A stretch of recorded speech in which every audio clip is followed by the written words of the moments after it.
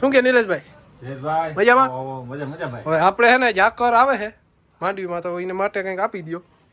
માંડવીમાં વરસાદ ગયો ને ઝાકર ચાલુ થઈ ને, હા આપણે હે ને ઝાકર નડશે. એક વાત ક્યાં કે મોટા ભાગના અત્યારે શું છે કે માંડવીમાં પોપટીનો એટેક હતો, થ્રિપ્સનો હતો, અને હવે ઠાર ઝાકર ચાલુ થઈ એટલે સીધો રાતળનો એટેક આવશે.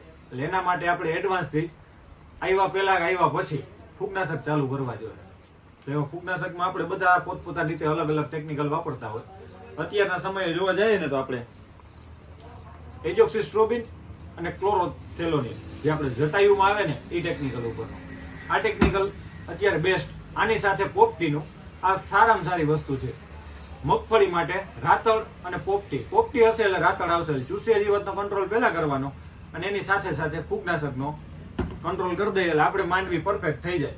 એની સાથે ખાતરને આપણે સલાહ આપણા આગલા વિડીયોમાંથી.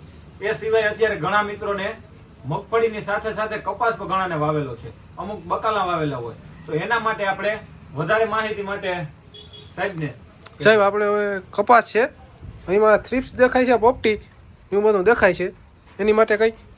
નમસ્કાર ખેડૂત મિત્રો, હું શ્રીજી સેલ્સ કોર્પોરેશન માંથી રણજીત ધરચિયા. હવે આ ભાઈનો જે કઈ પ્રશ્ન છે અત્યારે કે કોટન ની અંદર લીલી પોપટી, સફેદ માખી, મોલો મચ્છી, ગળો અને પ્લસ અત્યારે થ્રિપના એટેક છે.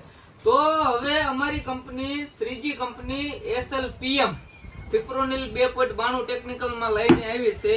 આ થ્રીપ કથેરી માટેની પ્રોડક્ટ છે. પ્લસ લીલી પોપટી, સફેદ માખી, મોલો મચ્છી અને ગળો માટે એક અસલ રોન કરીને અમારી પ્રોડક્ટ આવે છે. તે 15 લીટર પાણીની અંદર 30 ml થી તમે વાપરો એટલે તમને બેસ્ટ રિઝલ્ટ મળશે.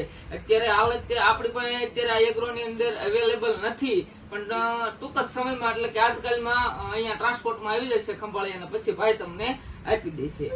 પ્લસ જો તમે કોઈ ડુંગળી કરી હોય, કોઈ બકાલું કર્યું હોય, એના મૂળ વિકાસ માટે તમારે કોઈ પ્રોડક્ટ જોઈતી હોય તો શ્રીજી કંપનીનું અસલ આર્બોન એટલે કે ઓર્ગોનિક કાર્બન, આની અંદર ઓર્ગોનિક કાર્બન અને માઇકોરાઝા બંને ભેગું આવે છે. તો મૂળ વિકાસ માટે આ પ્રોડક્ટનું પણ કામ સારું એવું છે. ભલે મિત્રો, આપણે આવી અલગ અલગ માહિતી માટે અલગ અલગ કંપનીની મુલાકાત લેશું અને એની સાથે સાથે નવી નવી ગમે એ માહિતી એકઠી કરશું. ભલે હાલો નિલેશભાઈ.